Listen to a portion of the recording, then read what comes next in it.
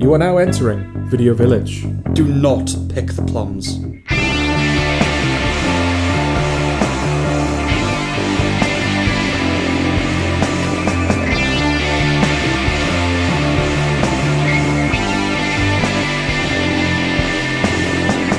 Coming up, We review Babygirl, Blood for Dust, The Damned, Maria, Nickel Boys, We Live in Time, A Real Pain, Creature Commandos, Jerry Springer Fights Camera Action, Nosferatu. and Star Wars Skeleton Crew. Right, Jord, I think the best thing to do here would be for me to reel off everything I've seen that you haven't, Okay. group them all together, and then we can get on with mutual reviews. So Okay. I ask for your indulgence. I was going to say, do you need me? No, for you're going the- to look at me Okay. and listen to me. No, you're going to watch. Yeah, I want You're you gonna to watch. Yeah. No, feel free to chip in. Okay. Just saying. Yeah, okay. So the first one's Babygirl. Okay. Do you know anything about Babygirl? I know it's a film that came out recently. I think Okay. that's where my knowledge of it ends. Nicole Kidman has a kink. She's she's into being controlled. She's a sub. Oh, right, okay. And she's married to Antonio Banderas, who doesn't know about that part of her life. And so she's unfulfilled in her marriage. Okay. It's a happy marriage. He's loving, he's attentive, they have sex. But as soon as they're done having sex, she has to go off and pleasure herself to finish. I see. Right? And then there's a guy, she's a CEO, a girl boss type. And then a young guy starts working at her company for whom an attraction starts to develop. Okay. And played by Harris Dickinson, this guy. And like early on, she sees him, there's a very angry dog in the street. And he calms the dog down and gives it a biscuit. And then when she brings it up to him, like, how did you do that? He's like, well, do you want a cookie? So he starts to kind of plant the idea that, oh, maybe he's this sort of... Okay. He gets it. Yeah. He's kind of a dom figure. And later on, when they have to do a boss intern review program, he puts her name down for who he wants to be his mentor. Okay. And then she's like, I'm the CEO, I'm not part of the program. And he just goes, no, you are part of the program. Right, okay. Softly insisting. Yeah. You know, he kind of senses things in people. Anyway, Nicole Kidman is in very good shape for 57. I have to give it to her. Okay. She has previous with Eyes Wide Shut in the erotic drama realm, though that was a much different animal. That was about restraint. This isn't really. Right. Harris Dickinson is good, and I know that because I hated him for the whole film. Okay. Both very confident performances, but hers is the point of the film. I see. So you're supposed to hate Harris Dickinson? I don't know there's an ambiguity around that character, but I mean, like, he's a tall, good-looking guy who's charismatic and, you know, can just woo women. So Yeah. I hated him, obviously. Okay. But like, good, because it's doing what it's meant to be doing. Okay. Kink is kink, and kink is complicated. So Antonio Banderas, like I said, plays her husband, and he's not a bad husband. They never say that. Not a bad lover, even. He's just normal. Okay. And she isn't. Normal doesn't float her boat. She's a sub. And I don't want to wade too deeply into the psychology or ethics of dom-sub relationships. Yeah. I'm not as judgmental as you might think I am. But I do think it's a shame when the husband's loving and attentive and the wife just isn't there. You know what I mean? Yeah. Like, it doesn't matter what he does. Yeah. She's somewhere else. It almost certainly reveals a deep-seated fear and insecurity on my part, which I feel I have to acknowledge with films like this. Yeah, like even if you're doing everything right, it's not good enough. Exactly. Yeah. And I'm honest, I'm not judgmental about this stuff. Equally, I think people that need it in either role, dom or sub, as opposed to just like experimental play, probably have something to resolve. I don't think they're perverted or immoral, but I think there's something going on. Okay. If you need it, as well. Yeah. I mean, that's a whole different conversation. isn't it? Yeah. So the evolving seesawing dynamic between the two, that's always interesting. Because if the terms and rules of these things aren't explicit from the off and need to be negotiated, power can change hands sentence to sentence, right? And that's fascinating because it's a fundamentally alien structure to most people, if only in how jarringly rapid it is. Yeah. So a person might gain the upper hand, so to speak, over the course of an evening or the course of a conversation. But rarely are we aware of the vicissitudes of that second by second. Yeah. Literally, in this sentence it's hers, then it's him, and it's back and forth like a tennis match, right? Yeah. Is there a word for like, is it power bottom? Is that the word I'm thinking of? That's a gay person. It's a gay person, is it? A power bottom is a gay person who's like, they're the bottom, but they're like really, almost aggressively kind of into it. Right, okay, so it's gay specific. As far as I know, yeah. Okay, I thought, maybe it's not what I mean, maybe in like BDSM, as in someone who's a sub but kind of dominates the rules of engagement. Yeah, someone that can like, even within the like that little power structure, they're kind of like corrupting that almost. Well, it's like I'm the bottom, but I'm exhibiting like dom behavior. It's come up on the podcast before, where I admit I have dabbled in this arena. by request. Yeah. So even though I was... Oh, God, this feels disgusting to even talk about. Even though I was the dom in the situation, it wasn't me that wanted to do it. Yeah. Do you know what I mean? So if you could like term that as a power bottom, then I don't know. But I'm pretty sure power bottom just means it's a certain type of gay person. Okay. But that actually, what you're talking about sort of applies to Kidman, where she's the CEO and it has the power, but in that situation doesn't. And so there's a kind of interesting complication there, because she's his boss, you know? Yeah. But yeah, there are people who view all of life and human interaction through this prism. They're called leftists. But in a situation like this, yes, power is the thing. It's the important dimension. Does the film kind of draw parallels or kind of go beyond that? Like, is it using this little relationship as like an analogy for the power men have over women and vice versa? And not really. I mean, it's very specific to their relationship. Okay. So it's not trying to say anything about the world today by depicting a girl boss who's a sub. I don't know if it's trying to say anything about the world in those very broad terms, but there's obviously something about, female power icon that needs this stuff in her private life. I mean, you could write an essay about it, I suppose, but it feels more like it's about these three people. Okay. Her husband and this guy, There's a scene in a hotel room early on where they're first figuring out what the thing is. Yeah. It's very well handled, organic and believable, reticence to discomfort, to getting caught up in it. Sex is so fucking powerful and so fucking stupid. I think bathos has its ultimate expression in two forms, right?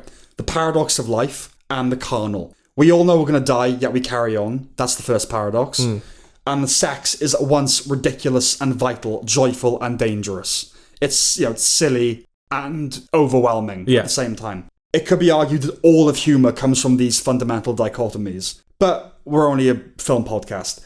Right. All I know is that the little death, or sometimes laughter, that many of us experience post-climax hits us because it makes the intensity of the last however many minutes or hours, but who's got the time, ludicrous. And the fact she's cheating on her spouse for this, she's got a kid with him, as millions and millions of people have done, risking the ruination of a family, it's all just about coming harder. Right. That's what it comes down to, right? That's what affairs are about. They're just the things we do for this silly thing. Yeah.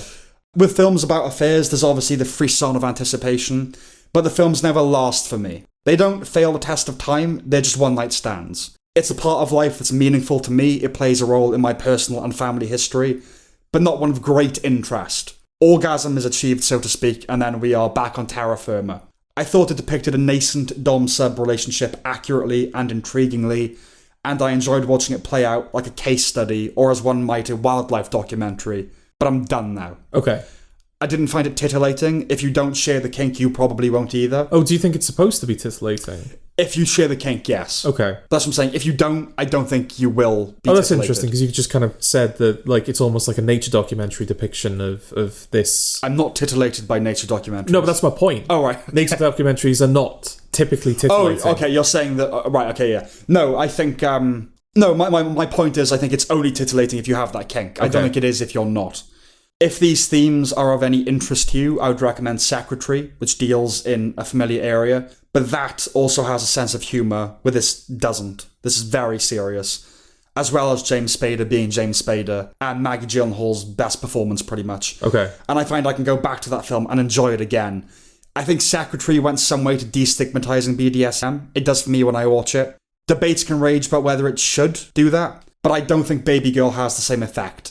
It doesn't condemn the kink, it just feels more destructive somehow. That said, there is a surprisingly happy ending, that heals the marriage and casts Harris Dickinson in a kind of dark, angelic light. Okay. Like maybe he was put there to solve the situation, has done it, and has now moved on like the Hulk in the TV series. Right, okay. Anyway, that's like this perverse Nanny McPhee figure. It's like, right, that Basically. family is repaired. Yeah. I will now and go... Yeah, Mary Popper or whatever. Yeah. Yeah, so, it's an interesting one. Okay. So that's that.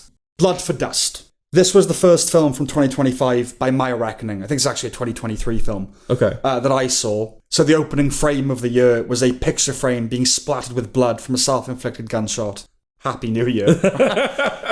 It's about a travelling salesman with a shady history that gets into the gun and drug running business. It's an 80s set southern neo-noir with a familiar Coen-y story, except this is low on zany, high on brood, slow, moody, menacing. Kit Harington plays the crim that lures the central character. Oh, that's why I know what this film is. Because of Kit Harington. Yeah. Yeah, so and Scoot McNairy is the main character. Okay. He lures him back into the underworld. In the wake of Game of Thrones and his general posh boy, pretty boy presentation, he has a job to convince us. He basically does, I would say. Okay. Given the very familiar terrain the story treads, seeing him given the chance to do something different was the selling point. The now thin Ethan Suplee shows up. That's an interesting shift. Okay. Early on, the main character has food at a strip club. Little strikes me as bleaker. Getting food in spoons is depressing enough. Yeah. Ultimately, it's too steeped in its precedents to feel like much of anything new. It's confidently executed, but far from vital viewing. Right, okay. So I guess the big takeaway is Kit Harington can not be Jon Snow. Yeah. Okay. Well, no, not in Jon Snow, because Jon Snow is like northern, right? But he's still a pretty boy. Kit Harington's sort of like, it's like he went to Eton. That's his kind of vibe. Okay. Wada, In this, he's just a southern criminal. It's like, yeah, all right, I buy it. Okay. So it's actually pretty good. Okay, that's good. Because, I think I remember... I mean, there are like other probably better examples I could point to. Mm-hmm. But I remember when he was cast as the villain in... I think it was Advanced Warfare? One of the Call of Duty games. He's also the villain in Eternals, right? Yeah, but I don't... I haven't seen it. Yeah, but when he was cast as the Call of Duty villain, I think it was around the time that Kevin Spacey was a Call of Duty villain as well. Oh, okay. People were like, really? Kit Harington? As a villain? Yeah. No, you've convinced no one that he's capable of this. Well, he's in Criminal UK, that anthology show. He's in one episode. Do you know what? You've complimented him for that before. Yeah, and he's good in that. But that was leveraging the pretty boy, posh boy thing. He plays a wanker banker in that, basically. Yeah, but one that you are led to believe has raped. Yeah, he's Me Too'd, basically. Yeah. No, he's good in that. He's a good actor, yeah, and he's convincing in this. So that's my review of Blood for Dust. All right. The Damned, a very gloomy and moody folk horror about a group of people isolated at a fishing outpost in the Arctic. So pretty adjacent to the Northman. The burn is slow as you really feel the biting cold. It has a good cast led by Odessa Young, who I liked a lot in her debut film The Daughter, Australian film from 2015. Right. It's nice to see her in the spotlight again here. Her character's deceased husband in the film is named Magnus Magnusson, who was, of course, the presenter of Mastermind, if you're British. Yeah. Obviously, they wouldn't know that. The film is about the paranoia of superstition mixed in with an unhealthy dose of cabin fever, culminating in an appropriately grim ending. It features one image that may take a while to leave my brain, which is that of a man's stomach being cut open post-mortem and his intestines spilling out, intermingled with live eels. Ooh. Because he's fished out of the sea. Oh, okay. So eels have gone into his stomach cavity, and that's grotesque. It's an hour and a half, in and out, again, not vital viewing, and nothing special, but an effective little horror film. Okay, set in the Arctic. Yeah. Okay, because I never really got my grim Arctic fix from True Detective. From True Detective. So would you say that this is like a nice... Yeah, this is grim. Place to go. Oh, if you're cold. Yeah. You're cold watching it. Okay. Yeah, absolutely. Okay, Maria. This will be a very short review. Okay. It's the third film from Pablo Larraín about somewhat tortured women of history. He did Jackie, and he did... what's the other? Spencer, which is about Diana. Okay. Let's do it. All performance showcases, naturally, they all feel the same. Maestro, I'd put in that camp too, that's not him. Films where the lead actors are nominated, but nothing else is, and they never win. They're all boring, this is no different, interminable. Okay. This had good reviews, I'd find these things so fucking boring. Well, especially if this is like the third one now. And it's all kind of the same thing. Yeah, I get it now, yeah. So that's that. Nickel Boys. So director Ramel Ross, a black gentleman, previously brought us documentary Hale County This Morning, This Evening. This is his first fiction film. He's mostly been a photographer, and that's felt here, if for no other reason than the fact that the film is often interrupted by newsreels and documentary footage. Okay. So it's basically about two young boys in the 1960s in Florida who were sent to a reform school, which is based on a real place that was abusive. And like in recent years, they've dug up the ground there and they found that like dozens of boys died there and were just buried there. Oh, right. So they killed the boys there, basically. Shit. Yeah, like dark, like back to 60s racism kind of stuff. Yeah. Mostly black kids. I read like a few kind of reports about it, and they said, the percentage of black versus white bodies they found are reflective of the demographic of the school. So it's not necessarily that they were like killing black boys. But you could then argue, but why were there more black boys there in the first place? You know what I mean? Like the racist bit probably goes back further than the killing kids bit. That's obviously in there, but it was just a fucking depraved place. Yeah. The entire film is told in POV shots, but not limited to one character. Oh, so it's Peep Show. It's Peep Show. Okay. It generates an instant feeling of verisimilitude, with small details creating a feeling and an atmosphere. The early POV shots were reminiscent of Laura Wandell's Playground from a few years ago, which I really liked. That wasn't literally point of view, but that really created the sense of seeing the world from child height. Remember I talked about that film? Yeah, you did. Yeah. This isn't the first film or show to be singularly POV. Peep show, of course. Found footage, if we want to bring that into. But yes, this is employing the techniques to very different effect and to very different ends. So does that only kind of apply to the visual component of the film, or does the sound design kind of reflect the fact that you're... There's no inner narration or anything like that. Not necessarily inner narration, but like, say, for example, the POV you're occupying is someone who's far away. Can they not hear what's happening? Yeah. Okay. Yes, you're in the shoes of the characters. Okay, that's good. Yeah. I know, that stuff is very well done. Like, the cinematography has been very, very acclaimed. Okay. It's heavy with the indie spirit, partly because of its Floridian setting, but I'm not the only person to make this comparison. It reminds one of Moonlight. There's a central developing relationship between two boys, though here it's strictly friendship. There's also the feeling of love infusing proceedings, love between characters, love for storytelling, love for cinema, and the sense of black fraternity, even as most of what transpires on screen is horrific. Right. One acutely feels the responsibility the filmmakers must have felt to tell this story. Personally, the point of view grew claustrophobic. I concede that may be the desired effect, but I did want to escape. Not the institution, which was of course grotesque, but the technique. It wavered, but it ended up sometimes alienating me when it should have been hooking me in. The young actors do the job. Fred Hetchinger, however that's pronounced, once again features. It feels like you bring him up every episode. Yeah, apparently he's in all things now. Okay. Hamish Linklater pops up to be evil with a very non-Hamish voice. He began doing Southern Deep like that. David Diggs also shows up, but most of the time we're looking at the back of his head, which was fine with me. Since Blind Spotting, he's occupied a certain space for me. Okay. The MVP in the cast is Ingenue Alice Taylor as the main character's grandmother. She was the love interest in Justified City Primeval, like the district attorney woman. Black lady. No, I'm remembering who she is. Okay. Yeah. She's the kind of grandmother that you'd want, you know? She plays that sort of grandmother. There's a scene where she hugs someone, and I think that scene is destined to show up in compilation reels about cinema. Okay. Everything I've said so far would imply high praise, and there's much about it to be admired. It's socially important and all that business. I didn't know about that institution. I can't claim a great deal of surprise about it. Okay. You know, 60s, that's what people did. But I didn't know, and now I do. So it served its purpose there. Yeah, absolutely. For me, frankly, it was just a little boring. And that will be considered heresy because I think this is destined to feature in best of the decade lists, if not best of all time lists. But I can't lie and say it was precisely my cup of tea because it wasn't. Okay. But it did the job. No, it sounds like it achieves what it set out to do. Yes, and I admire it. Yeah. Did not like it a lot. Okay. Which is unfortunate, but I mean, it achieved to set out... Did it? What it set out to do. I know about the school now. Yeah. Yeah. I mean, that's kind of the highest praise you can give a film, isn't it? It's like you did exactly what you wanted to do. Yeah, all I can say is the heart didn't kind of win me over in the way that it wanted to. I admire the technique. Like I said, it's all POV shots. But then it cuts to the older boy, when he's a man, 20, 30 years later, played by David Diggs. And we shift to the camera's always looking at the back of his head. Okay. So there's a slight kind of... It's interesting. Yeah, interesting, not... I can't say it's not likeable, because obviously a lot of people like it. It wasn't for me. Let's put it that way. Okay, We Live in Time. This is the final Sam-only review. Right. This is a romantic melodrama that tells a relationship story non-linearly. It doesn't do anything particularly inventive with that. It does set the film up as one type of story, then subvert it, but not to any great effect. It's all very conventional, really. The out-of-sequence storytelling is the only thing that would poke it above the parapet. And the profile of its leads, Andrew Garfield and Florence Pugh, both of whom acquit themselves exactly as you'd expect. Pugh is especially good. The film asks quite a bit of her and she gives it. It's a chick flick, really. Florence Pugh's naked in it a few times, so there's that. Okay. There's a scene where he proposes to her, and her character is one of these never getting married, never having kids modern clods. And when he gets down on one knee, she says, alright, in for a heteronormative penny, in for a pound. Ignoring the fact that it's just a bad line. Yeah. There's quite a few lines that are clunkers in this. If someone used that word in any context when I was proposing to them, I would pull down my trousers and take a shit on the ring. From the ring? From the ring onto a ring. Yeah. Ring to ring.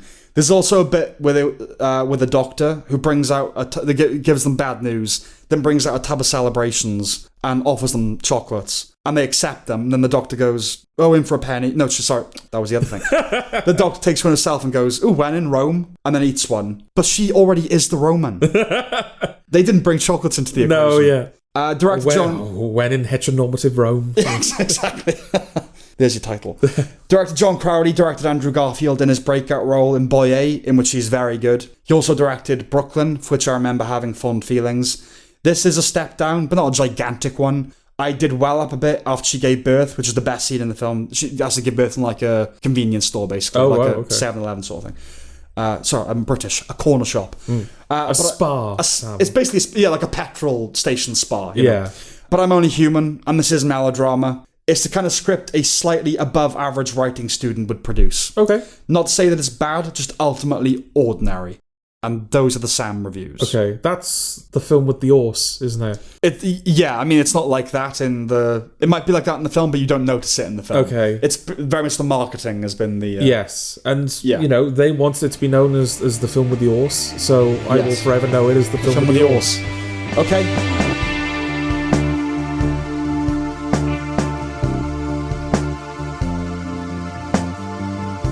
Right, A Real Pain. Oh, right, we're just into the reviews. Yeah, yeah. Okay, all right. No, those were also reviews. Oh, right, okay. Yeah, but like the proper ones. No, the proper ones, the two of us reviews. Yeah. Okay, I don't know if there's a lot to say. Okay. It's a familiar story in some ways. The repressed straight man and the zany popular guy on a trip together.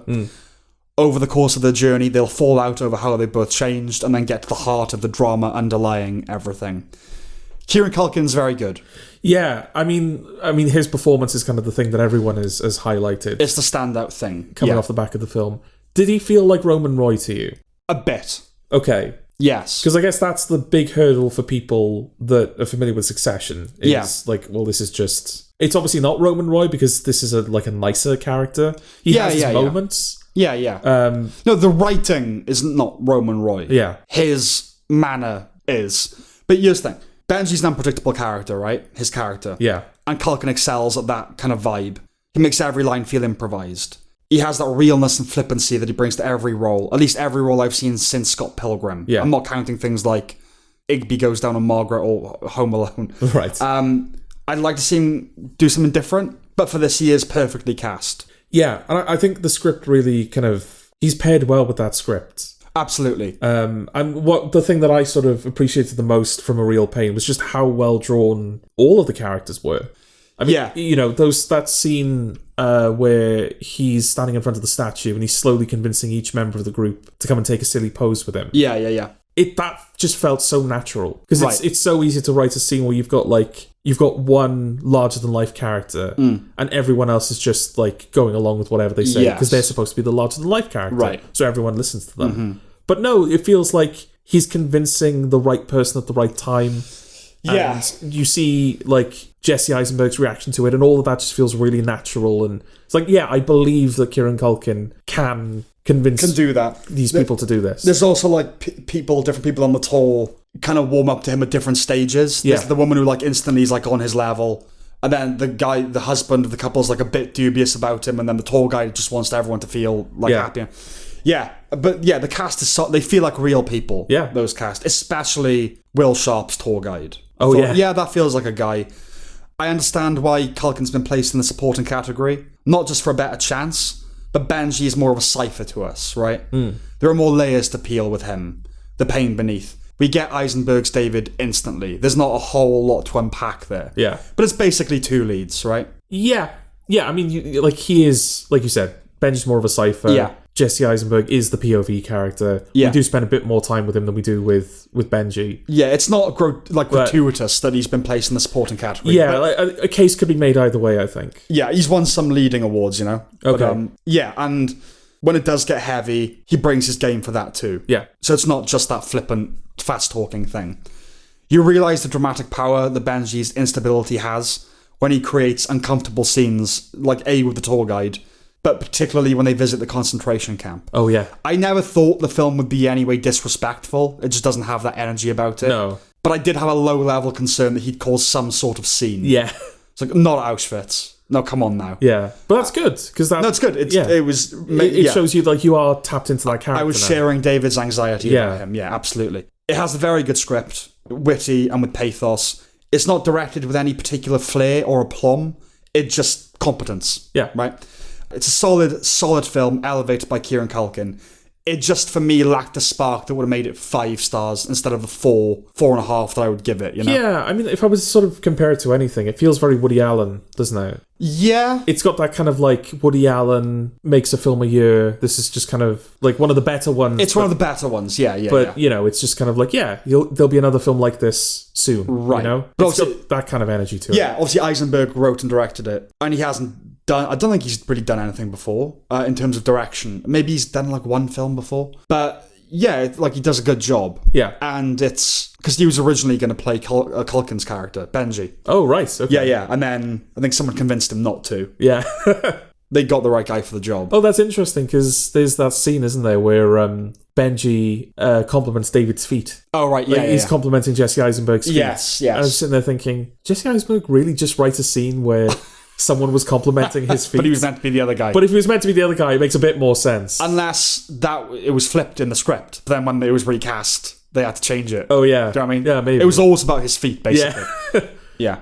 But yeah, it's just like, man, you got really beautiful feet. Yeah. Like, okay. I'll be honest, I've basically said that in life. All right. It's one part of my physique that I'm proud of. Okay. My body. I think you, not Jesse Eisenberg. No, me, yeah. Okay. I think I have the prototypically good foot. Right. I think if you got artists to draw feet, Yeah. it'd look like my feet. Okay. It's a proper human foot. Everything's the right size, the right shape. Right. It's not too hairy. It's just like, it's a perfect foot. Okay. Yeah, anyway, A Real Pain is alright. It's good. Yeah. I mean, that's the thing. It's weird, isn't it? It feels like a film that like there should be more to say. There should be, because obviously he's going to win the Oscar. The script probably is going to win the Oscar as well. Yeah.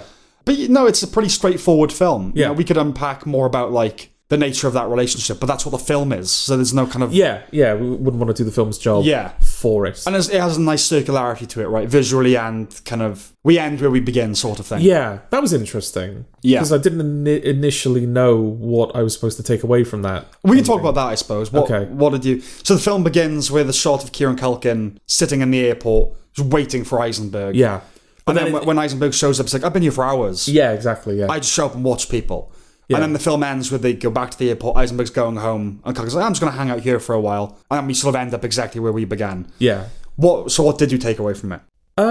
What's the thing? Initially, I didn't take anything. I was like, oh, okay, the film's ended here. It's just bookending. Yeah. Yeah, I thought it was just like, it was for the visual bookending over any sort of thematic reasoning. Mm-hmm. I guess, I don't know, just like, that's just his happy place, you know? He's just like being around people. Yeah, I mean, it's open, isn't it? There's that. There's also like, he's aimless, like nothing's going to change for him. He just is this guy. That's kind of what I took from it. Okay. Is I don't know how much hope there is. Because he doesn't seem happy, particularly at the end, does he? No.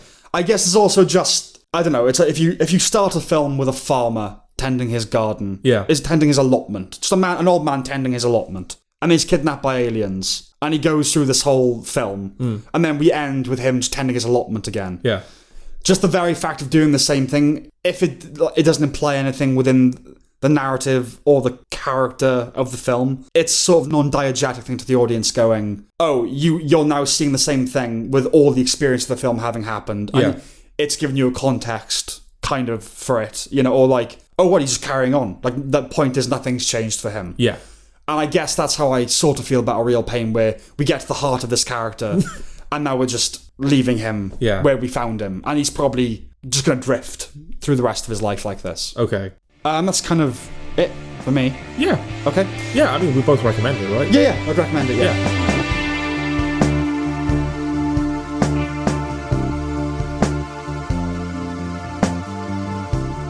Creature Commandos. Okay. Very, very Suicide Squad. Well, I mean, it literally is, but like with different... With non-humans. With non-humans. Well, one human or whatever. But yeah, it is Suicide Squad. Is there a human? There's Rick Flag Sr. Yeah, of course. James Gunn's a solid writer. The days of the traditional superhero movie are probably over, like with the Cravens. You know, that was the amazing thing about them. Yeah.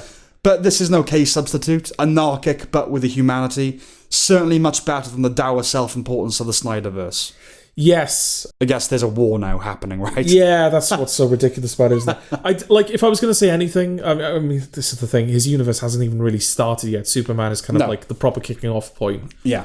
But if I suppose I had one note for James Gunn so far, it's just like, figure out what this continuity is. Right. Because on the one hand, I saw some people kicking up a bit of a fuss because Clayface is currently in production. Like Flanagan's Clayface. Yeah. And people going, really? Clayface? That's how we're starting? That's like one of the first films we're doing? Okay. And I think James Gunn's response was something along the lines of, well, yeah, we have that script ready. Like, we're not going to make anything until we're that ready was to a big go. thing. We don't greenlight anything before we see the script, which is great. Yeah, fantastic. But also how stupid is, like, well, you want to blow your load. I know, obviously, you got to start with Superman makes sense, right? Yeah.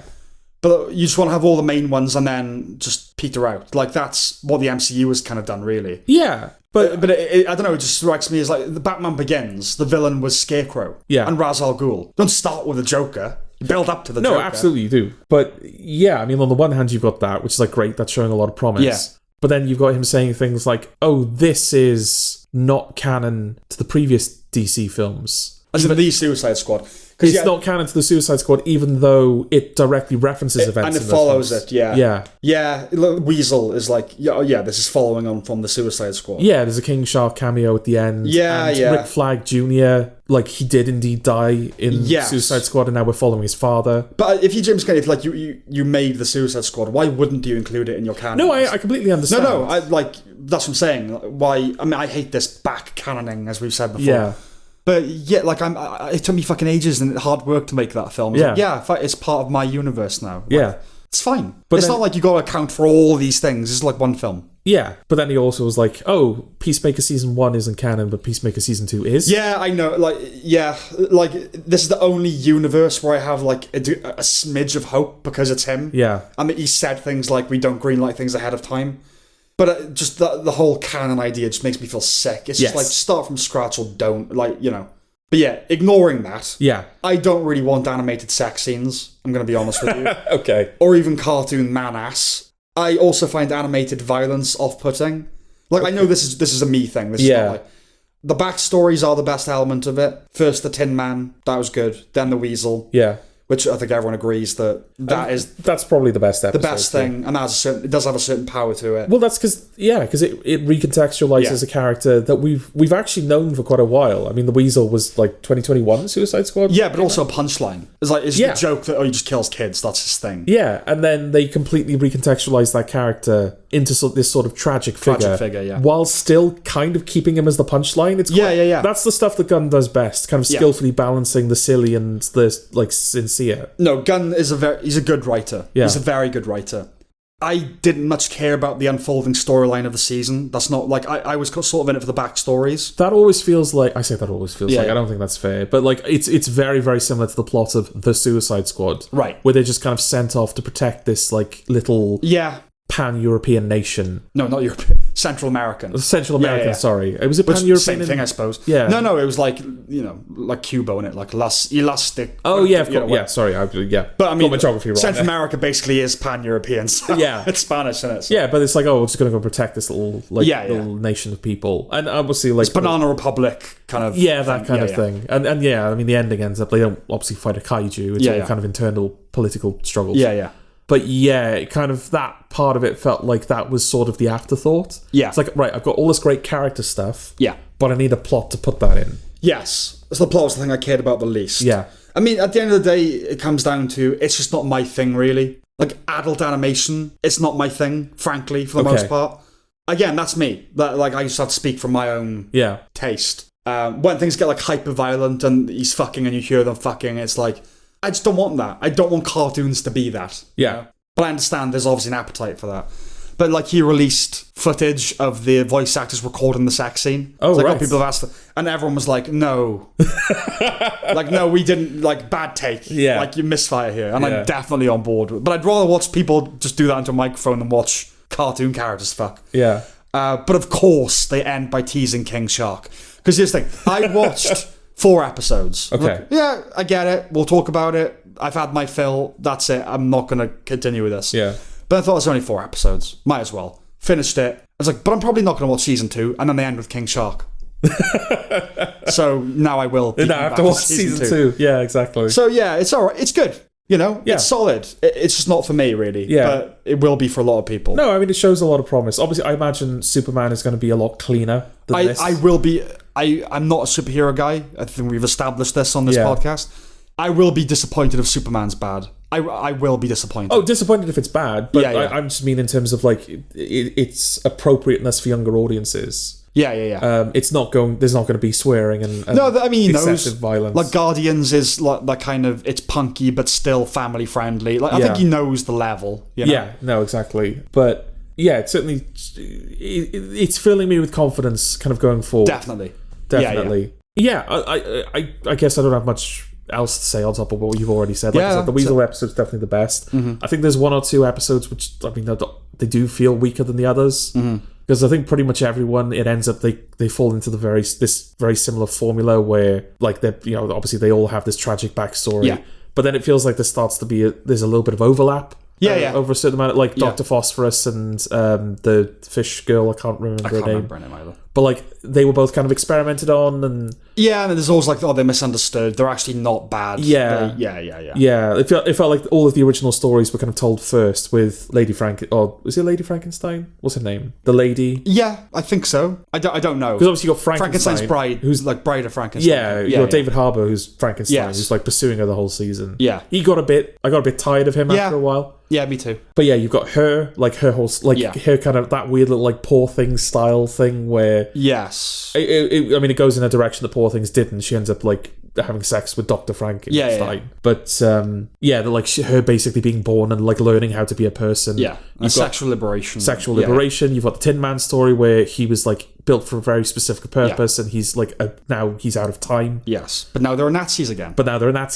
So he's like elated. Yes. Like yay. And then, obviously that wonderful little Weasel episode, which is like genuinely like gun at its best. Because it was sold as that to me by you, to be fair. Yeah, it's half that, isn't it? It's most of the episode isn't the Weasel story. Yeah, it kind of adopts like a Lost formula, isn't it? Where like it ends with that, and it sort of ends with that. It's there's little bits throughout, but then the last 10 minutes is just kind of it's that unfolding. Yeah. But yeah, like that stuff is it's the best thing about the show. Yeah, and then you get to the rest of the characters, and it's like, okay, we're kind of I get it now, you know. Diminishing returns, it's the same with anthology shows, you know. It's like with Lost, they were characters. It's when it was their episode. You're like, okay. I mean, I love the show, but like Boone and Shannon episode, all right, not so much. Give me like a Sawyer or Saeed or like, you know. No, definitely. But yeah, okay. But yeah, I recommend it. Do you? Yeah. You do recommend it? It's not for me, but I recommend it, yeah. Yeah, okay. Yeah, absolutely, because I know other people really enjoy it. Yes. And it's only 7 episodes. It's and they're short episodes. It's just nice, yeah. Yeah, I like the music as well. Like, he seems to have managed to give them its own little identity, that show. Yeah. That soundtrack is very unique to that show, and the visuals as well. And yeah. I don't know how I feel about him putting himself in the title sequence. Yeah, I know. Yeah, like, he's the star of the... But I kind of want that in a way. Not that he's, like, animating himself and putting himself in the show. Yeah. But, like, my big thing with Bond or with the Batman's always been... I'd love it if you could get, like, a director and... Right, this is your Batman franchise now. Yeah. You've got 3 or 4 films or whatever. Tell your version of it. Bond, same thing. Yeah. So, like, you can really build, like, a TV series. Like, it's an auteur's story. Yeah. I know that's, like, if the first one's a flop... You're not going to come back, right? Well, I mean, I think that's what they were trying to do with Snyder, right? Like, the DC universe is yours, and then... Exactly, yeah. Yeah, he fucked up Batman v Superman of all things. Like, I assume yours as well, my favourite thing is when the star is the writer or the director. Like, I'm coming to this because of Aaron Sorkin, you know? Yeah. So I'm fine with that. This is the gun show. It's the gun show. Yeah. Welcome to the gun show. But yeah, no, it is a bit like he is placing. I mean, I don't know if he's responsible for that ultimately, but yeah, that he is placing himself sort of as the face of this thing. Like, here I am. This is me. Which I think is something that, like, the Snyder defenders are latching onto. Right, okay. Because Snyder doesn't have ego or anything like that. No, well, it's like, Gunn's putting himself in the show. He keeps casting Sean Gunn in everything, because Sean Gunn does multiple characters. In fairness, they're the non-speaking, actually, because the robot speaks. No, but, like, for the most part, Sean Gunn pops up in tiny roles and things that he's done. It's not like... But even so, it's not like he's a bad actor. You can work with whoever you want to work with, for God's sake. I mean, talk about Nepo casting. Like, that's what all Hollywood is. Yeah. So, it's his brother or cousin, right? One of the two. Yeah. But who cares? Yeah. It's not like all he's done. Like, Sean Gunn was a fixture on Gilmore Girls. That was, like, his breakout kind of thing. Yeah. It has nothing to do with James Gunn. So he is an actor in his own right. But fuck him. I like this... everything's a war. Every part of culture is a war now. It's Yeah. this thing or the other thing. But, I mean, it's one of those occasions where one side's definitely wrong. Anyone participating in the war on Gunn's side is silly. But all I've seen is Snyder Bros bitching about it. Yeah. And then everyone else just going, calm down. It's not like everyone's going, oh, Snyder Gunn's so much better, blah, blah, blah, blah. It's people just going, you're being silly.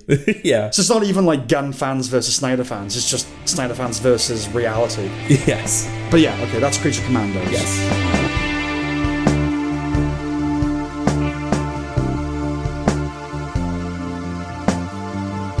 Jerry Springer fights camera action. Yeah. I've weirdly got a lot to say about this. Okay, why? Why did you even watch this? I don't know. I think because it was 2 episodes long. Yeah. I'm into 90s stuff. Okay. That was probably the main thing. I thought, I chucked 2 episodes on, and it was well reviewed. So, from a technical standpoint, it's of the standard competence you'd expect from a Netflix documentary. Just well made, good. It lays things out simply, clearly, keeps you invested and keeps it moving. The meat is what it makes you think about, and I suppose that's what I want to talk about. Okay. With our review of Megalopolis, we pointed out the missed target of using professional wrestling as the modern-day analogue of the Colosseum fights. Superhero movies would have been more apt, right?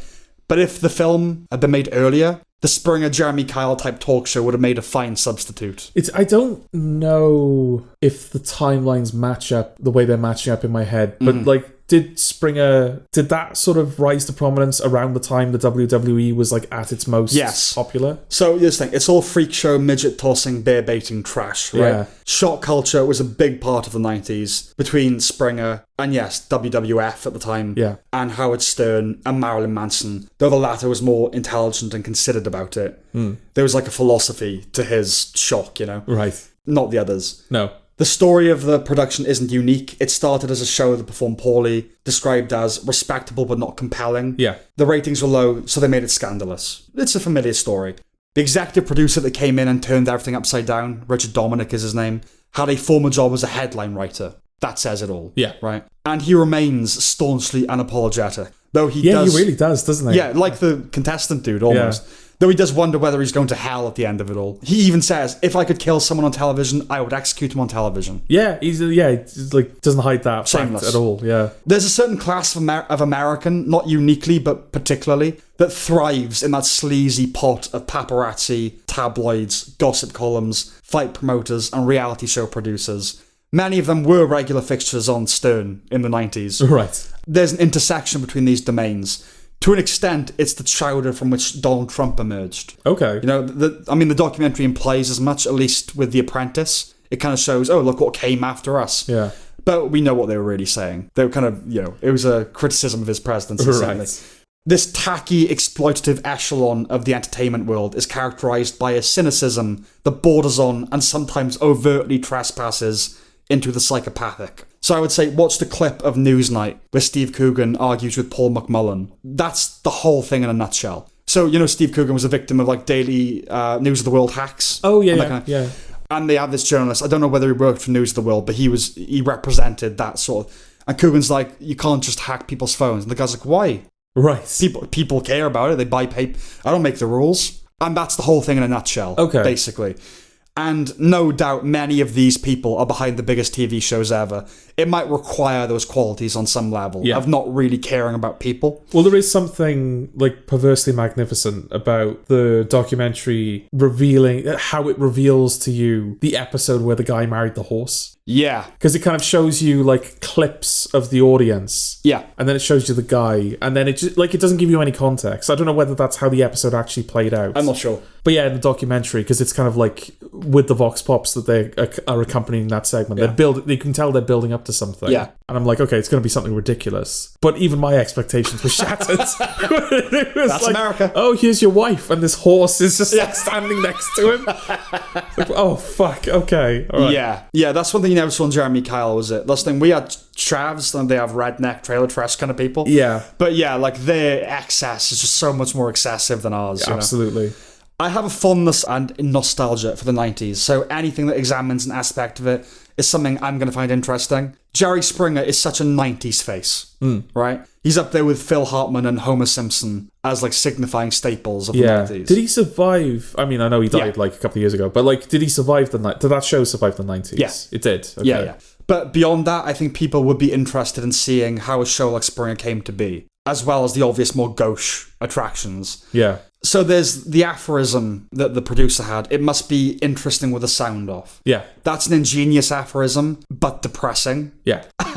But that's how you get eyeballs, right? That's how you make the big bucks. I mean, it kind of, it feels like they're kind of adopting a similar thing nowadays with like Netflix and Amazon, where it's like, oh, it's the type, we want to make the type of show. I'm sure I've seen like articles about this where like there are reports of like writers and producers saying, oh, Netflix basically told me you have to write this show as though someone's half watching it on their tablet. Yeah, that's right. Yeah. But also, I mean, what is scrolling? It's like, it's not, it has to be interesting with the sound off necessarily, but more, it has to be interesting in a second. Yeah. Or you're going to move past it. Yeah. We've never had great attention spans as a race, you know? Like, I think back, again, to the 90s and 80s on Stern's show, where they were talking about how people listen to the radio. And if they don't, when they're flicking through the dial, if they don't hear a song they like instantly, they'll move on. Yeah. And then if it is music they like, if it's not like 3 good songs in a row, they'll move. Okay. We've never had the best attention spans. Yeah, but no, of course now it's terminal. It's, you know. Yeah, I mean now it's definitely worse than it's ever been. But like with the radio, could it not be argued that it's the context in which you're listening to the radio that kind of accounts for, because you don't just like, how many people just sit down and listen to the radio? Well, you know? I'm talking back in the day. Okay. So the radio, even back in the day. Well, it would all, it's not something you do. It's something you have. It's passive. Yeah. But it's no, you go to work, you put the radio on, right? Yeah. Like depending on where you work. Yes, of course. Or you're driving and you have the radio on. But yeah, that back then that was always like. But now that seems like an eternity. They would wait 3 songs. Yeah. You know. Anyway, it's always interesting to consider where we put the blame for things like this. People like Howard Stern would have said, "I don't make people do anything. You know, if they want to come on the show, do X, Y, Z. That's their choice." Yeah. How much culpability do we assign to the program makers, to the networks, to culture, to taste, to human condition? It's all tribal. It taps into something primal, this stuff, right? The fact that people could watch the show as a comedy and completely divorce any sense of empathy for even thinking of them as real people. Yeah. It's just television, you know? Like, and that's what the producer kind of says, right? It's like, oh, we thought of it as a comedy. You're a psychopath. Yeah. In a sense, Dominic and the overriding ethos reminded me of Roy Cohn, or at least how he's depicted in The Apprentice. Okay. If you believe that the world is a jungle, be a lion. You know? It's a cynical view of mankind I don't share, but I can see the argument. Give people what they want, even if that's public flogging. Yeah. That's what they want. Of course, the producers were going to be manipulative bastards and sharks, but it is quite shocking to see the lengths they would go to get the guests amped up. Yeah. Right? So they'd get them drinking, they would rehearse arguments to get them heated, you know?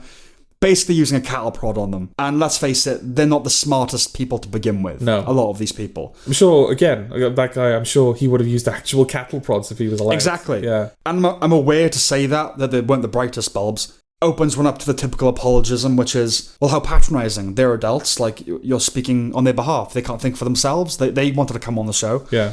It's predatory. Well, I mean, they present a case study, don't they, in the documentary of this woman who was under the impression that she was being brought onto the show to be reunited with this guy that she was in love with. Yeah. And it was framed as, like, on the show, they framed her as, like, oh, she's the homewrecker. Right. So she was basically completely lied to about why she was actually there. Just lying to the people on the show. Yeah, absolutely. And sure, some people just want to get on TV and would sell their grandmother to do it. The kind of people who would be stoned if it was a public execution, as I've said before. Yeah. But many were going there sincerely thinking Springer was going to help them. Yeah. You know? Like with Kyle, I think they even had like therapy for them afterwards and stuff like that. With Springer, there was nothing like that. Yeah, there was no aftercare. It was just like, right, we're done with you now, basically. Right. And I won't lie, I am prone to the occasional bit of trash. I do go back to the old Stern shows despite myself. Yeah. I can't bring myself to watch modern reality or dating shows. They're vile. And while I've seen some outrageous clips of Springer, I've never been compelled to plunge into that rabbit hole. It's just too much. Like, you've got members of a Jewish organisation having a punch-up with the KKK. Yeah. A woman impregnated by her brother, and they're both shameless about it. Yeah. Like, yeah, cool. Yeah, a guy that went on because he left his wife and kids to be with a horse. People like him, I care less about. Ignoring the whole bestiality thing, and imagine a scenario where that's not a factor. Yeah. Ignoring the bestiality. Leaving your children just makes you a shitty person. Yeah. He obviously needed help. I'm not saying it should have been on telly, you know? No, it certainly shouldn't have been on telly. But one's compassion must be qualified for these things. Yeah. The second episode goes a bit more into Jerry Springer himself. It's a shame that such an intelligent man that won awards for being a newsman and had these political aspirations and had a disabled daughter that he put on this pedestal got captured by this thing. Yeah. I don't really care about the threesome with the porn stars that kind of came out about him. Yeah. That's his private life. That's something else. It's more this is what he chose to do with his talent. Yeah, definitely. Yeah, there's a tragedy to that, absolutely. Yeah. But yeah, when that stuff happened in the documentary, it was kind of almost like, oh yeah, okay. Yeah, like whatever. Somehow that felt less dirty than the stuff that he was doing every day on the show. Well, it is less dirty because that's just his private life. Like, who's that hurting? You know, it's that's the thing. Like, his family. Yeah, but that's not subjecting witless people. No, that's the thing. I mean, nowadays it's a cancelable offence. Like his career wouldn't survive that today. But then, probably not. If it was just he slept with 3 porn stars, it might survive it. But what would happen these days is people would approach the porn stars and say, "You sure you weren't vulnerable? You sure this wasn't a Me Too situation?" Yeah, that would ruin him. But just like, I don't know, there was just like when, after everything that documentary had showed me, when it was like, oh, and also he did this, I was like, okay. How passe. Yeah. It was not that I was okay with it, it was just like, no, but like, but that feels so bland now, yeah. And it all leads to the biggest scandal, which there was a guest on the show that was later murdered by another guest. Yes. It was a love triangle kind of thing. It happened the day the episode went out, months after the taping. And according to the victim's lawyer, who'd represented her before to obtain a restraining order, the killer was watching himself on the show in a bar getting drunk, then told someone he was going to kill her. Yeah. So that would imply a causal link. Yeah. But for all my criticisms of the show, and I have many, I don't know if I can really lay that one at their feet. Yes, they didn't provide the aftercare. They didn't check up on the guests after they left. It was showtime, then home time, done, over. Yeah. And the whole enterprise does inevitably trend towards humiliation. But considering it was a show that aired relationship grievances for thousands of episodes, the law of averages would suggest homicide at one point. Someone's going to kill... It's America as well, let's face it. Yes. Someone's going to kill someone else. It didn't sink the show anyway. It continued for another 18 years after that. There is some redemption. So one of the producers, Toby Yoshimura, quit after one particularly harrowing experience. Yeah. So there was a young woman who called him. There was an escort that you could book on a website. Obviously, early days of the internet. Yeah. She'd been doing it since she was 16, and her dad kept ordering her. Yeah. And the company would make her go and fulfill her contractual obligations. The producer didn't think there was any way they'd get the father on the show, but then he agreed to do it. So they put them up in different hotels using aliases. The producer went to see how the girl was doing, and the father answered the door in a bathrobe. Yeah. They'd obviously just had sex, right? And that led to him leaving without telling anyone. He's like, I'm out. Yeah. That's it. It doesn't excuse what he contributed to the show and to the world, but just knowing there was a limit. Though he is a bit dubious, because he went back to the show for a couple of years after that. They kind of gloss over that. Yeah. But he quit permanently thereafter. And he offers up the final, basically, look down the camera thought that punctuates all these things. Isn't the audience to blame, really? So, like, if we hadn't done all that despicable shit, there'd be no documentary on Netflix right now. You wouldn't be watching this documentary. All the viewers at home care about is the salacious stuff. That's why they're watching. That's a hell of a rationalization, isn't it? I suppose appreciating the brilliance of something like The Zone of Interest betrays my gratitude for the Holocaust. Right. Do you know what I mean? Yeah. That's such a stupid logic. But it kind of taps into what came up the other day where I brought up Don't Fuck With Cats. And I compared it to, it all comes down to, like, who is culpable. There's, like, that symbiotic relationship between... Well, it's a review that we're not doing this episode. I think we're doing it on a... Maybe not even the next one, maybe a future one. What is it? September 5th. Or September 5, whatever their film is. Is that what it was? Yeah. Is it? Yeah. Okay. Yeah. So it's sort of like the existence of this media. Does it create these people, or would they have found a venue anyway? And okay, I don't know whether it's that specifically, but I think because they have a conversation in that film, don't they, about they kind of come to the realization that the terrorists are watching the broadcast. Yes. So they're able to track the reaction of the police. Right. Yeah, and that's a very literal example. But yeah, it's kind of like, it's about culpability. And the Don't Fuck With Cats guy, you post videos of him murdering cats that called the ire of like these cat or middle-aged cat fans on the internet. And then he kind of graduated to killing a person. A video I've seen. No, I wouldn't recommend it. Oh. But so it's kind of like, was he created by the modern media landscape? Okay. I think they're interesting questions. I don't quite know where I land on it. I think people like that will have done shit anyway. Do you know what I mean? Okay. Whether it would have been expressed in that way, who knows? But yeah, I think it's such a rationalization. It is like saying, absolutely. Did you like the Zone of Interest? Well, just be happy the Holocaust happened then, because you wouldn't have had this film otherwise. Yeah. Well, I'd just rather live in a world where none of it happened. happened. Is there anyone in the world ever who's gone, yeah, I really like the Jerry Springer Show? Oh, yeah. Everyone's ashamed that they watched it. I mean, it depends on, I think there's a lot of low, intelligent American viewers that just sincerely enjoy it and like, oh, yeah, I love Springer. Okay. They wouldn't know you had to be ashamed. Right. About, do you know what I mean? Yeah. But yeah, do you blame the audience? Because that's going in, that's sort of where I was thinking. And that's where we all end up with a documentary. That's the thing, though. If you were to walk into the centre of Cardiff tomorrow, yeah, and you were to set fire to a dog, people would gather around and watch. Is it their fault? Like, it's that kind of thing, isn't it? Like, if something, like, appalling is happening... I can't even... Well, it had to be. I can't recover from your example. Okay, fine. No, it's alright, it's a chihuahua. It's like a dog you don't like. A shit dog. Yeah, it's a shit dog. No, actually, no, it has to be a good dog for the example to stand. I suppose so. Okay, so I've set a golden retriever alight. You have. Okay. Yeah. Okay. It's now a charred retriever. Charred retriever, yeah. A very golden retriever. Yeah. For a second. Yeah, like it's something horrific. Yeah. And it's caught people's attention and they're watching it. Yeah. So is it their fault that you set that dog on fire? That they're watching it? Yeah. No, not their fault I set the dog, but should they watch it? And if they're watching it, makes me... Does it justify the fact that you did it? Is that what you're saying? What I'm saying is, if I set dogs on fire because I like the attention it will bring, is it our responsibility to not watch the aflame pooch? Right. Okay. Do you know what I'm saying? Yeah. Because there's an element of car crash about these things, isn't there? That's why a lot of people watch. Like, I can't believe this is so horrific. I gotta see it. Yeah. I have that. I as I just alluded to, I've watched loads of videos of people dying. We have morbid and base curiosities, our species, right? Yeah. So how much responsibility do we have to rise above that? Because we have consciousness, but we're still monkeys. And I would go back to Mr. Marilyn Manson for the final thought, which is, you live with apes, man. It's hard to be clean.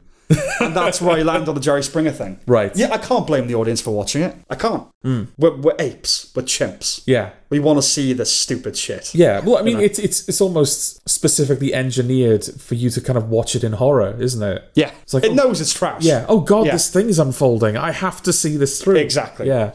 But anyway, I like things, as we talked about before, where the main thing to talk about is the themes and the topics that inspires conversation. Yeah, well, I guess we're not talking about the show. The show is just fine. It's a good show. Yeah, well, that was going to be my final question: is what's your opinion on the documentary? Like I said, we've only talked about the content. I think it's of a standard competence that you'd expect with a Netflix documentary. It's just well put together. It's simple. It's clear. It takes you through things. You know where you are at all times. It's a very well-made professional documentary. It's not like, it's like a brilliant documentary, it's going to win awards. It's just very good. But it's about what it's depicting. See, it's interesting for me because I think we live in an age now where you can't expect that, though, for everything. Well, go on, sorry. Where did you think I was going? That, the documentary itself should be like an artistic... No, I wasn't going to talk about that. The point I was going to make was that we live in an age now where one person that's got a YouTube account can create genuinely, well put together, cutting edge, nuggets of journalism. Yeah. I brought up Lamino. I brought up the Lamino YouTube channel before, where his video on the disappearance of Flight M370 for me is the definitive article on that disappearance. Yeah. But also more recently, and I don't remember the name of the guy, unfortunately, but somebody did an expose on Honey, which I think is something I brought to your attention before. Honey, obviously it's this internet browser thing that loads of YouTubers were advertising. It was kind of up there with Squarespace and NordVPN as everyone advertises this on YouTube. Yeah. And then it he spent years basically tracking this little piece of technology because he was there's something wrong here. Okay. It can't just be free money. There's something going on. And it turns out there was. It turns out they were scamming not just the public, but the people they were asking to sponsor them. They were specifically scamming money off of them. Yes. And he created this little documentary where he kind of outlines all of the evidence that he's found and he fully explains it. It's this half-hour video. It's one, and it's it was just this video on YouTube, but it's one of the biggest scandals ever, possibly because of the scale of it. because Honey were bought by PayPal for like millions, possibly even billions. Yeah. And like the reach that it's had on YouTube. And that's just one guy. Yeah. So I look at these like documentaries on Netflix where it's like this, it's a well put together production, as you said, but just like this little team doing this documentary about this little thing. And it's like, do these feel, there's something almost antiquated feeling about this now? Well, it's antiquated because it's television and the media landscape has changed, right? So yeah, people watch things like this on YouTube. I don't think they're not like worse. Or I didn't say worse. I know that. I know. Yeah. But also, I don't expect more of them than what they do. It's not like, because it has more money behind it, it should be better. A documentary is a documentary on some level. All the money can really offer you is better production value when it comes to a documentary. So long as you've got the right people, a documentary could cost you literally nothing and it will still achieve what it needs to do. It's more about access. Yeah. That's the one thing that legacy media has over modern media. Yeah. Which is, if you're from Netflix or the New York Times, someone might be more willing to talk to you. Yeah. Because you have a name, you know? Yeah. So I don't like if someone had made this, it's possible, but if someone had made a documentary about this on YouTube, they might not have had the producers agree to sit down for interviews. Whereas because it's Netflix, they would. Okay. I think that's the one thing, you know. Obviously, some YouTubers might well have access to those things. Sometimes people might agree to do a YouTube thing and not a Netflix thing.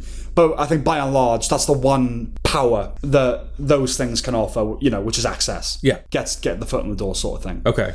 But I get where you're coming from, yeah, that we can get like quality things on YouTube now and this feels kind of out of date.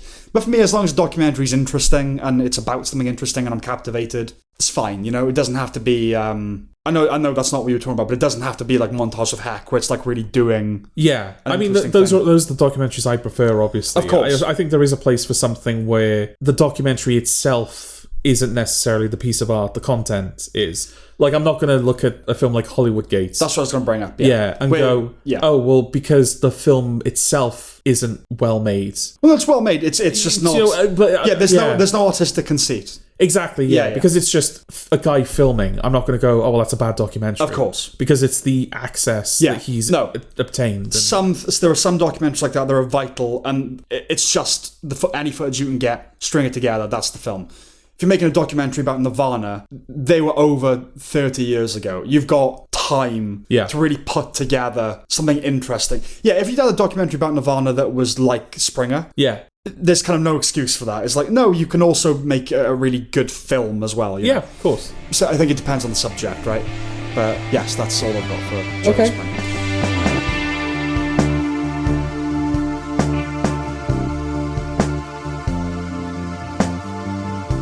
Okay, Nosferatu.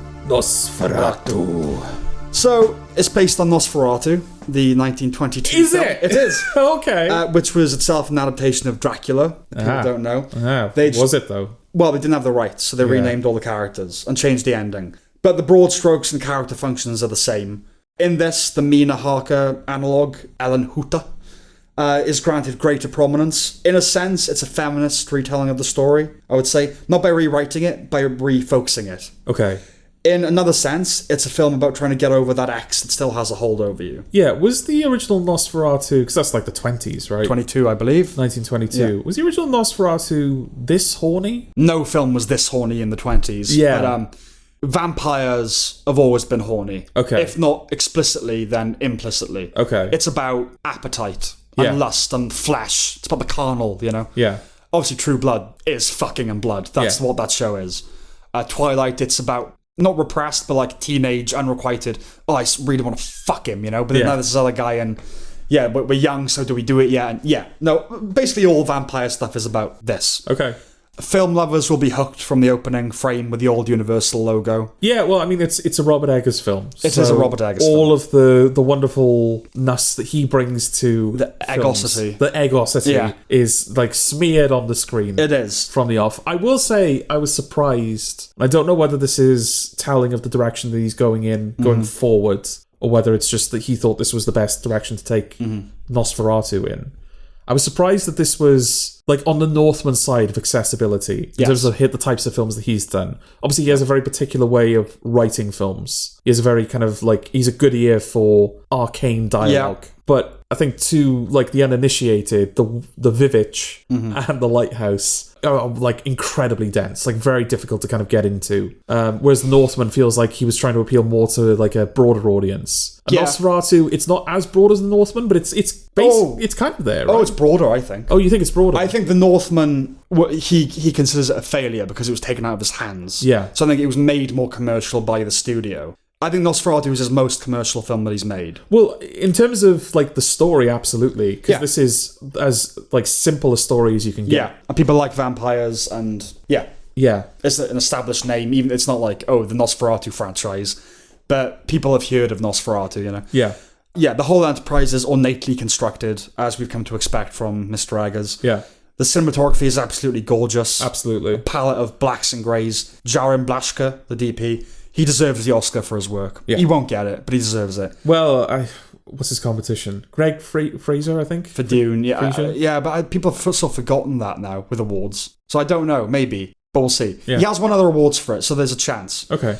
And he was previously overlooked for The Lighthouse, so... Yeah. The inspiration is felt throughout, but there are times where the aesthetic plunges entirely into hammer horror. Yes. And they do indeed pay homage to the famous shot of the shadow of the vampire, which is the name of the film about the making of Nosferatu. The Shadow of the Vampire? Yeah, Shadow of the Vampire, for which Willem Dafoe played Count Orlok. Oh, it's all Oscar-nominated, and it's all connected. It's all connected, yeah. There are quite a few jump scares. There's one in the very first scene. You're lulled into a stimulated complacency by a hot woman that's the spitting image of Olivia Cooke, gently moaning. That's startling cut deep. Yeah. I will say. It's her just kind of very slow, and then it just cuts to fucking this beast over and it felt like a reprimand almost. Like no.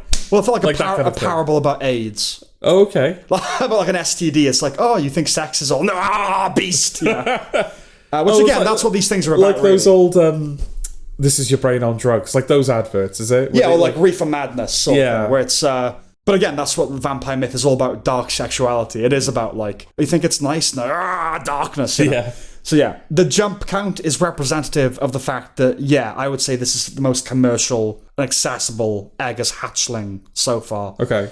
The narrative is straightforward and the dialogue is his most comprehensible, though, there's still plenty of archaic and arcane beauty. For instance, we are early on gifted the terms nonpareil and sylph by Simon McBurney. Yeah. Speaking of which, the cast is stellar across the board. Yeah. Isabella Adjani's influence is felt once more in the horror realm with Lily Rose Depp's performance that waveringly climaxes into possession and hysteria. See a lot of making fun of that on social media, like, what was she thinking? Like, these people clearly don't know their horror history. Yeah, so a little bit of context for me. I saw this in the cinema. Yeah. I was on my own, and I went to see it, and there were 3 women in the row in front of me who clearly thought they were on Gogglebox or something. Right, just chatting, were they? Yeah, just chatting, like, right up until the film started. But then, whenever she started to convulse and, be bestial and kind of possessed out of her mind, they were just laughing at her. There's a fine line between horror and comedy, as we know. Yeah. But it goes back to they're not horror fans. They think they are. Yeah. It's the white girl thing. It's Insidious. It's The Conjuring. They're not actually fans of horror. No. And just like when, because there's a couple of full frontal nudity shots as well. Like when Nosferatu was kind of first revealed. Yeah, male frontal nudity. Yeah, in all his glory, you see, it dangle. And they're like, oh my God, look at his fucking cock. And okay. It's like, shut well, they just... This is not... I mean, if they're just talking like that... Watch the film, if they're just talking in the cinema like that anyway, there are certain it's not just they're not pure horror fans. That's something else as well. That's just like scum. But it was Merthyr. It was Merthyr, exactly. It was fucking cock. Is what you expect. Yeah, but not during Nosferatu. Yeah, but I've seen a lot of like memes and stuff. Like, oh, what was she thinking? This is like ludicrous. It's so silly. It's like, no, you just don't know your horror history. Like women being hysterical, over the top. That's kind of a thing of the genre. That's what. Also, it's like, it's the right level of uncanny, her movement, isn't it? Where it's not silly. It's plausible. All of her movements are plausible, but very unnatural. Yeah, and her commitment has to be admired. Yeah. Definitely. Bill Skarsgård is unrecognisable as Count Orlok. Yeah, I that's the thing. I didn't know it was him until like the credits. So he was kind of redeemed himself right at the end for me. Of the year. He'd had a bad 2024 up until that point. Yes. Would you say a similar thing of Aaron Taylor Johnson? Because of course you were recently burned once again with Craven the Hunter.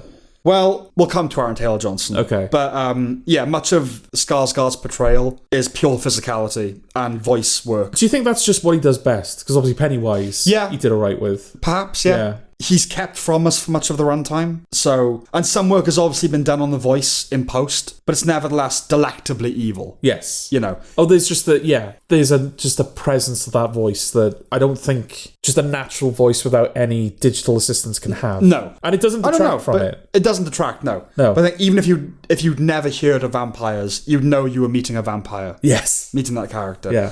But yes, Simon McBurney, he was a standout for me as the deferential bonkers Renfield equivalent, or Wormtail, if you like. Yeah. Also, yay, Ralph Ineson. Also, yay, Willem Dafoe. Absolutely. All very good. Yeah, no, I was one of the reasons I was looking forward to it is I saw an article saying there's a scene in Nosferatu that stars Willem Dafoe and 2,000 live rats. Rats, yeah. And I was like, yeah, I'm in. I'm ready for that. Yeah. Yeah. Yeah, and that he sounds delivers. I'll give him that. That's the actor you put in that scene. Yeah. Yeah. It doesn't shy away from nastiness, featuring as it does infanticide. But for all the gloom, you can feel the joy of the filmmaking. Eggers clearly poured a lot of love into making this. And for all the gloom, it's not humorless. The fact there were any laughs or amusements at all was a surprise. Yeah. Let alone as many. Yeah. So they come in the form of, yes, Aaron Taylor Johnson playing insufferably toughish. Yes. Which works for him. Children screaming bloody murder at the prospect of going to bed, lying about there being a monster in their room, pleading to their father, stab him. Which obviously has a dark bookend to it. Yeah. A man says, may the holy mind of God bugger you. And after Simon McBurney bites the head off a pigeon, Ralph Ineson very calmly asks, my good fellow, why would you do that? So, no, it's genuinely like laugh out loud funny moments. There are moments, yeah, it's like wonderful reliefs of tension. Like after Lily Rose Depp, like one of her big possession sequences, it cuts to Willem Dafoe like lighting a pipe and going, so you see. Aaron Taylor Johnson's like, what? What did we just see?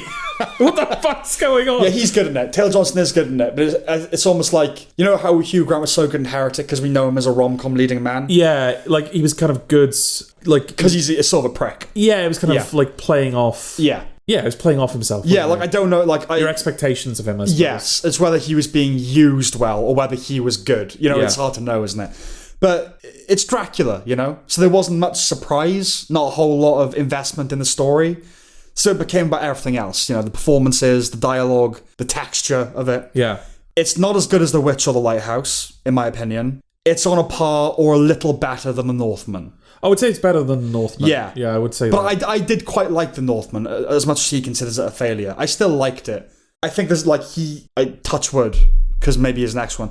It's like, I don't know if making a bad film is within him. Like, he can only make a not as good film. I mean, he's got such a particular skill set. Yeah. And he's sticking to that. Because, I mean, there's, again, like in the wake of this release. Yeah. Because I think there are now broader publications that are speaking to him because Nosferatu has a wider appeal.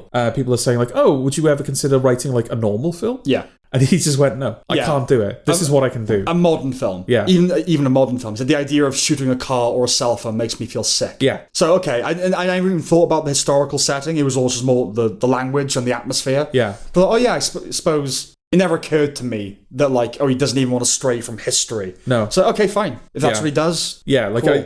I get the sense that he really does know what his limitations are. It's so novel as well in this day and age, because it's always like, you ask Nolan, it's like, oh, I'd love to make a musical one day, or like this type of film, which is good. Like Damien Chazelle has made loads of very different types of movies. Yeah. But it's kind of nice that there's a guy going, I'm good at this type of horror, so I'm just going to keep doing this type of horror. Yeah. You know? I wasn't let down by any means. Robert Eggers currently stands at 4 for 4. Yeah, absolutely. Yeah. There was a lot to like about it. I think even if you just take it as a slightly artsy horror film. Yeah. There's just like a lot of nice stuff in terms of like how he interprets the kind of more the broader components of the film. So like usually when you see a vampire feeding off someone in a film, it's kind of like biting into the neck. Yeah. There's kind of like an elegance to it sometimes depending on like the type of material. In this, he's just like drinking directly from their heart. Yeah, it's like caved in chest. Yeah, gurgling and just like animal rutting. Yeah. It's rutting, isn't it? They're fucking basically. Yeah. That's what that is. And it's a similar thing like we talked about before to Midnight Mass, isn't it? Where they're so distracted by the endeavour, like they don't even realise it's getting light. No. And I quite like. I mean, that's how the original Nosferatu ends, but I quite like the simplicity of it. That like you just defeat him by distracting him and fucking him. Yeah, it's like it's as easy as that. Yeah, you give him what he wants, and he's too distracted by that. Yeah, even with all this complexity and ornateness and like atmosphere, it still just comes down to that. Yeah. No, I liked it. I liked it a lot. Yeah, I don't know how Robert Eggers, or I don't know whether it might even be the cinematographer that we need to compliment, how they're able to achieve the texture that they're able to achieve with their films. All of his films have just got this like sharpness to them that like I don't think you can get anywhere else. Which is really interesting in this because it's blacks and greys. Yeah. That's what the colour scheme is, you know? Yeah. So the fact it's so sharp, and vivid is really interesting because it could easily, but done badly, it's Broadchurch, isn't it? Oh God, That's the thing. Yeah. And this is not. No. So, yeah, I recommend it. Yeah, I do recommend it.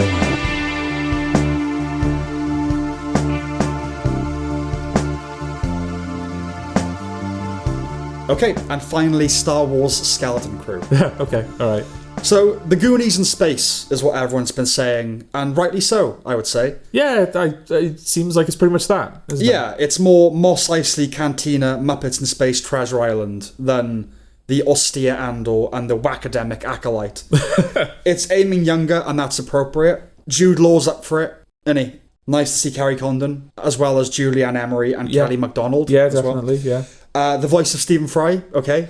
Yeah, that was nice. It was kind of a shame that he doesn't stick around for that long. No, he's just in the finale, isn't he? Yeah. Because he's kind of doing his little Big Planet voice. Oh, doesn't Stephen Fry only ever do Stephen Fry? Yeah, but I don't know. I got little Big Planet vibes from him because obviously in that you only experience his voice, and it's. I'm not sure I've heard it. Okay, well in Little Big Planet, it's Stephen Fry's voice, but there's kind of like it's like he's teaching a child how to do something. Right. It's really like a Harry Potter narration. Okay. Yeah, it's like you're here and I'm going to teach you how to do this thing.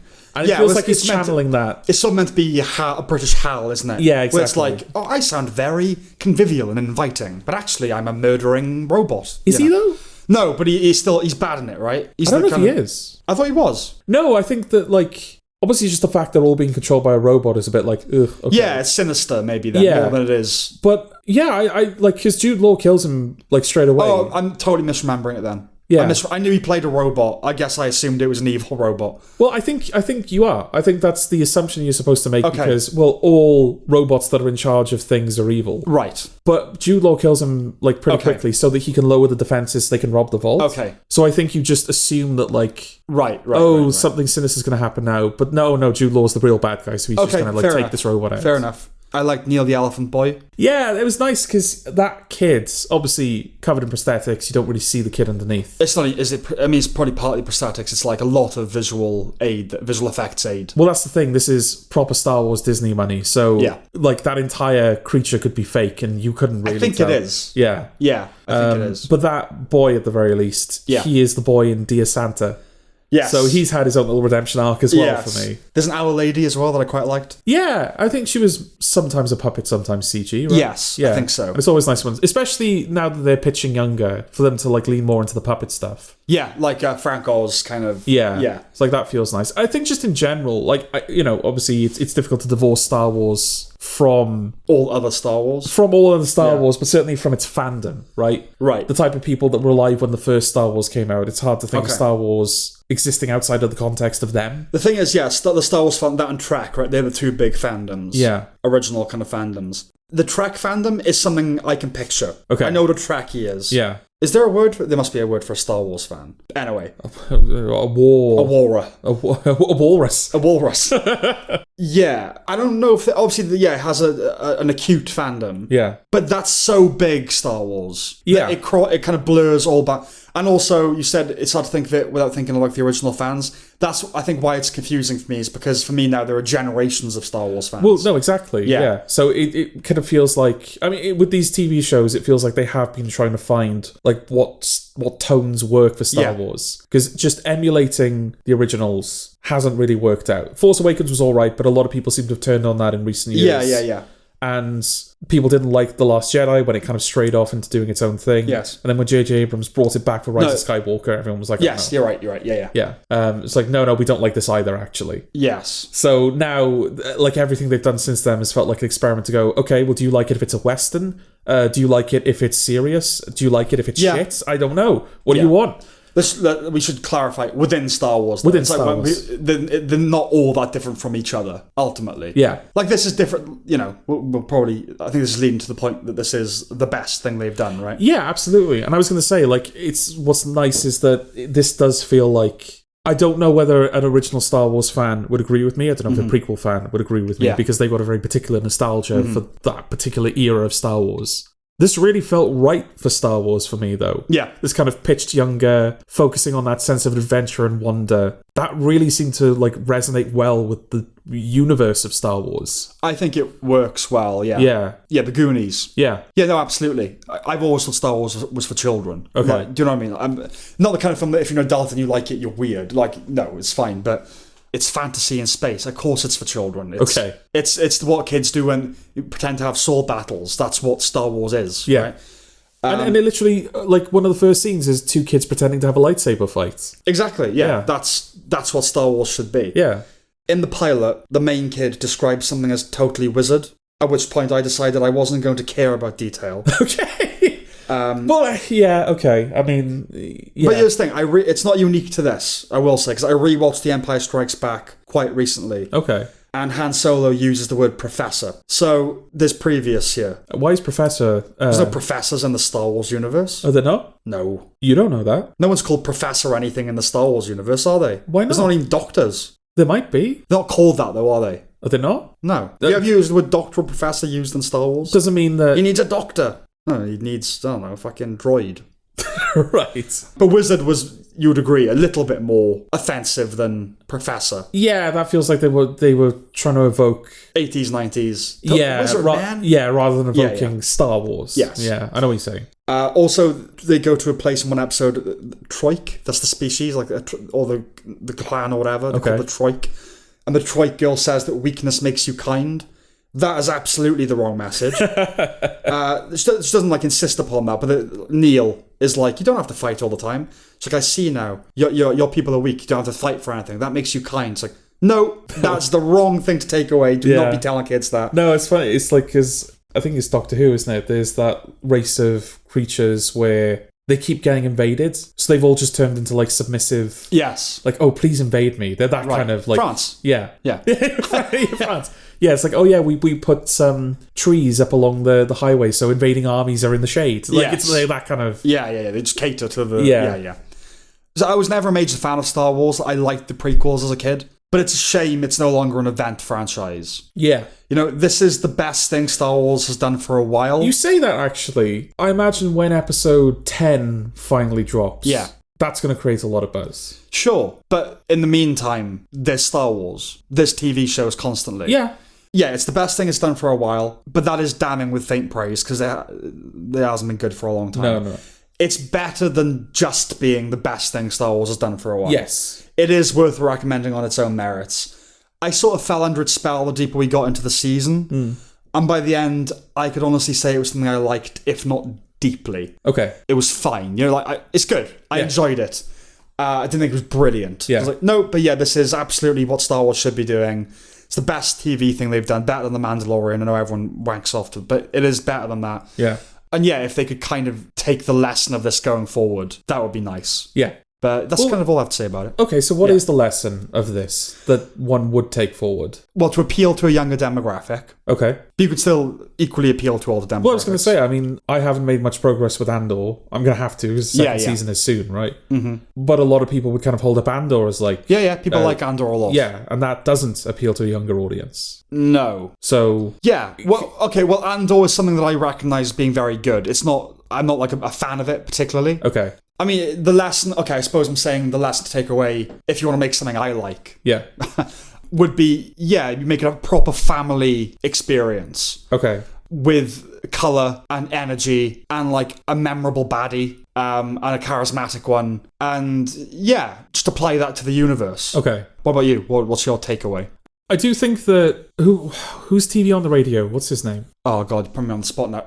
I think his name is Tunde Adebimbe. Okay. I thought he was a bit flat. Okay, he's barely in it. Yeah, I know he's barely in it, but the thing is, he's a feature of the first episode because he's the father of the main character. Yes. Yeah, and so I was like, I don't know, if he's going to be in this quite a bit, then I don't think I'm going to like him. Yeah. But then he ended up not being in it that much. No. But yeah, given like the strength of the other performances, he definitely like stood out to me as Yeah, like, oh, it fair feels enough. like he's not really on their level. Listen, he's not a bad. It's not like he's TV on the radio guy who also acts. He was an actor before TV on the like. Yeah. It's a proper dual. Yeah. You know, kind of lane. Yeah. But yeah, like you said, like Jude Law definitely gives himself to it. Yeah. And it's nice what they did with that character is that he does turn out to be a bit like he's just a pirate bastard.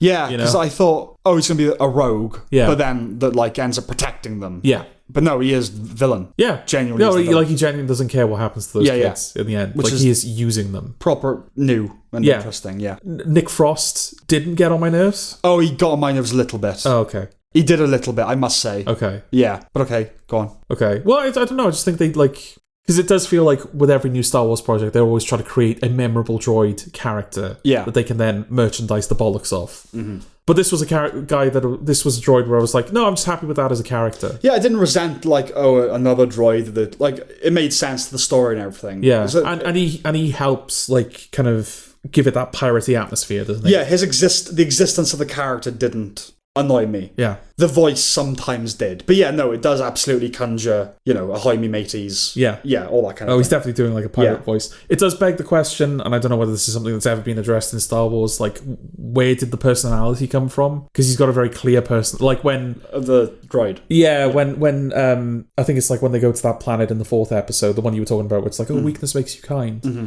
And they say to the droid, like, keep an eye on Jude Law. Yeah. And Nick Frost's droid is like, all right, I'll summon him like a baby.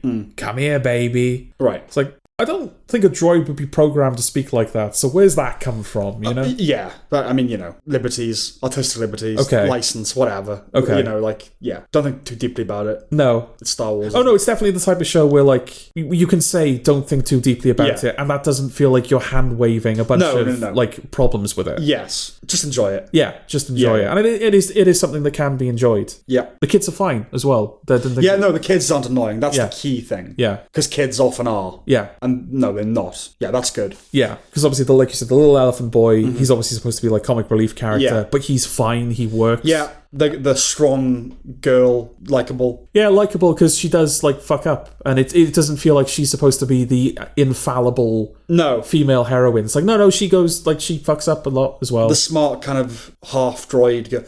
If the most annoying one is the lead, and he's not annoying, but if I had to pick one, it would be him, Yeah. I suppose. But no, I thought it was just nice. A good little show. Yeah, it was a recommendation. And I would recommend it. And that's it. That's what we got. How long are we here? How long do we... Are we back to normal?